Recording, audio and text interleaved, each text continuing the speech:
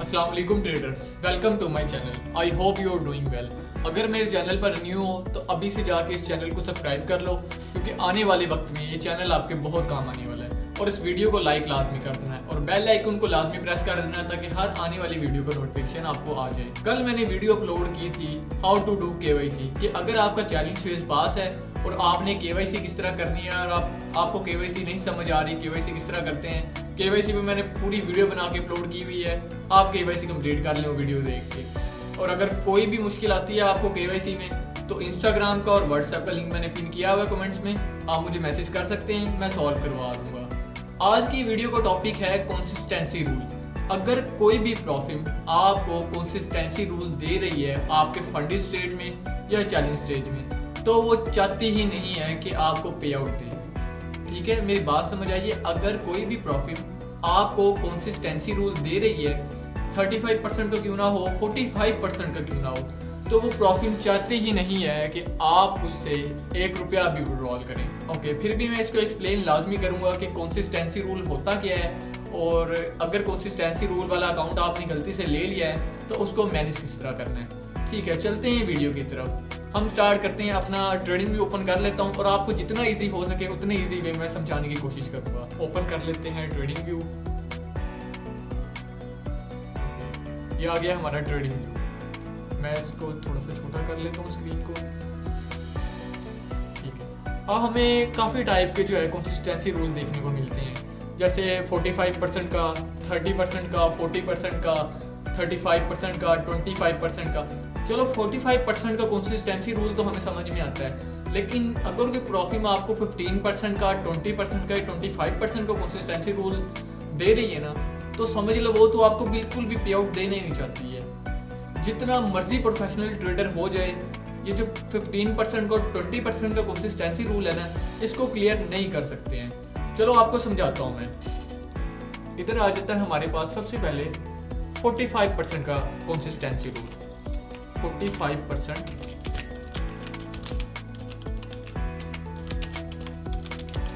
ये आ गया हमारे पास 45% का कंसिस्टेंसी रूल।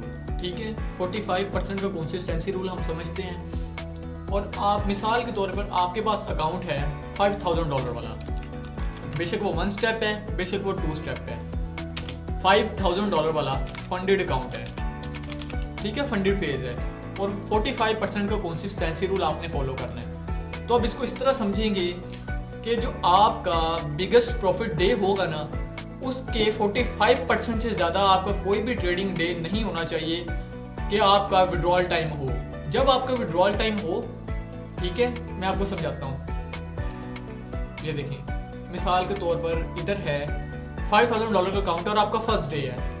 आपका फर्स्ट डे है एंड फर्स्ट डे आपका प्रॉफिट है $100 का। ठीक है, आपका प्रॉफिट है $100 का। आपने पहले ही दिन $100 का प्रॉफिट कर लिया है। अब ज़्यादातर प्रॉफिट्स होती हैं जो कहती हैं 14 डेज बाद आपका पे आउट आएगा या फिर 10 डेज बाद पे आउट आएगा। अब 14 डेज बाद आपका आना है पे आउट। ठीक है, आफ्टर 14 डेज बाद आपका पे आउट आएगा। और अभी आपका फर्स्ट डे है और आपने $100 का प्रॉफिट कर लिया। अब सबसे बड़ा प्रॉफिट अब तक का आपका $100 का है। सबसे बड़ा प्रॉफिट आपका अब तक $100 का है। इससे बड़ा अभी तक कोई भी प्रॉफिट डे नहीं है। लेकिन याद रहे, आपने एक चीज़ और माइंड में रखनी है कि आपको पता होना चाहिए आपने प्रॉफिट से विड्रॉल, फर्स्ट विड्रॉल कितना लेना है। जैसे $500, $800, हम समझ लेते हैं $500। आपने विड्रॉल लेना है आफ्टर 14 डेज $500। $500 का आपने विड्रॉल लेना है। ठीक है, $500 का आपने लेना है विड्रॉल और आपका फर्स्ट डे का प्रॉफिट हो गया है $100।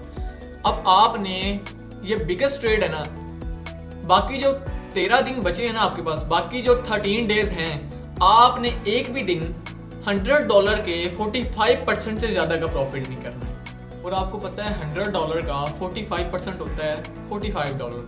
अब आपने बाकी 13 दिन $45 से ज़्यादा का प्रॉफिट नहीं करना अगर आपने विड्रॉल लेना है तो। डे 1 में मिसाल के तौर पे $100 हो गया आपका। अब डे 2 में आपका बनाना है आपने प्रॉफिट। सेकंड डे है, आपका प्रॉफिट होना चाहिए तकरीबन $30, ठीक है। फिर थर्ड डे आ जाता है आपका प्रॉफिट $20, ठीक है।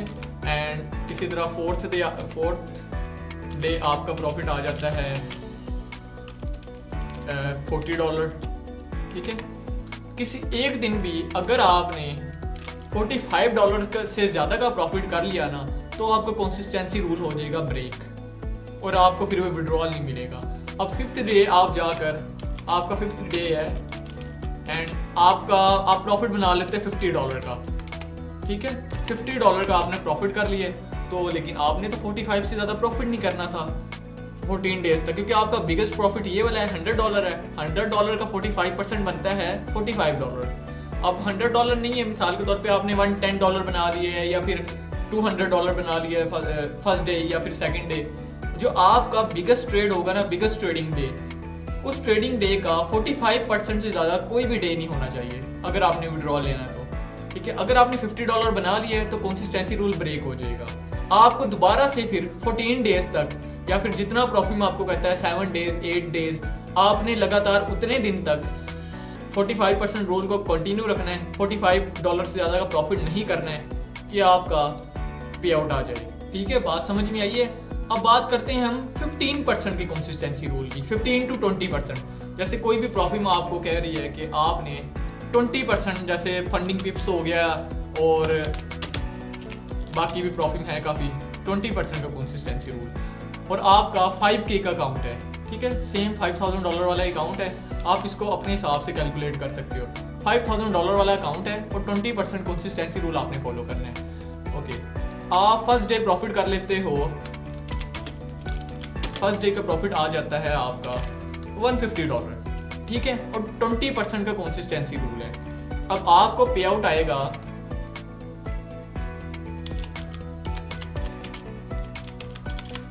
आफ्टर 10 डेज कर लेते हैं, ठीक है। जैसे फंडिंग पिप्स है 10 डेज के बाद पहला विड्रॉल देती हैं, या फिर जितने भी दिन आपको प्रॉफिट कहे आप उतने दिन बाद ही विड्रॉल निकाल सकते हो उधर से। 10 डेज का है हमारा पे out frequency, okay. First day में आप $150 कर लेते हो। अब $150 का 20% कितना होता है? $150 का 20% होता है $30, कि आपने अगर फर्स्ट डे $150 का प्रॉफिट कर लिया है, आपका सेकंड डे का प्रॉफिट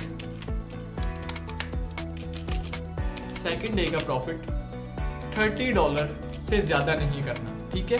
अगर आपने $30 से ज़्यादा प्रॉफिट कर लिया है तो आपका रूल ब्रेक हो जाएगा। फिर आपको लगातार नेक्स्ट 9 डेज तक, जब तक $30 का प्रॉफिट नहीं करोगे, आपको पे आउट नहीं मिलेगा। अब आप कर भी लेते हो, ठीक है, आप 30 से कम करते हो, जैसे $25 का प्रॉफिट कर लेते हो, ठीक है, $30 पूरे भी कर लेते हो, मसला नहीं है। अब $25 बना लेते हो सेकंड डे एंड फिर आ जाता है थर्ड डे। आप थर्ड डे में प्रॉफिट कर लेते हो $10 का, ठीक है। नेक्स्ट आ जाता है हमारा फोर्थ डे, आप प्रॉफिट कर लेते हो $15 का। अब इसी तरह आपको लगातार 9 से 10 दिन तक प्रॉफिट बनाना पड़ेगा कि आपका biggest trading day, biggest profit trading day का 20% से ज़्यादा कोई भी डे ना हो। लगातार 9 दिन तक आपको प्रॉफिट बनाना पड़ेगा। अगर 9वें दिन 9th डे पर आपका प्रॉफिट टारगेट, 9th डे पर आपका प्रॉफिट $40 भी हो जाता है ना, आप कंसिस्टेंसी को ब्रेक कर दोगे, ठीक है। फिर आपको पे आउट नहीं मिलेगा। आपको लगातार $30 से ज़्यादा प्रॉफिट नहीं करना 9 दिन तक, ठीक है। 9 डेज तक आपको लगातार $30 से ज़्यादा का प्रॉफिट नहीं करना अगर आपने विड्रॉल लेना तो, ओके। अगर आपके पास फिर भी कंसिस्टेंसी वाला कोई भी अकाउंट है जिस पे कंसिस्टेंसी रूल है, आप मुझे मैसेज कर सकते हो। इंस्टाग्राम का और व्हाट्सएप का लिंक मैंने कमेंट में पिन कर दिया है, मैं आपको गाइड कर दूंगा उस पर कितने % का आपको रेगुलर प्रॉफिट बनाना पड़ेगा। मैं आपके रूल्स वगैरह सारे देख लूँगा, फिर उस बेस पर मैं आपको समझा दूंगा कि डेली आपको कितना प्रॉफिट करना है।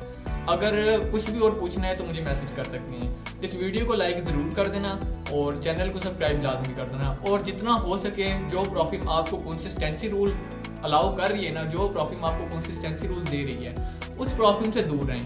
Thank you so much for watching, bye bye, take care, अल्लाह हाफिज़। वीडियो को लाइक करना ना भूलना।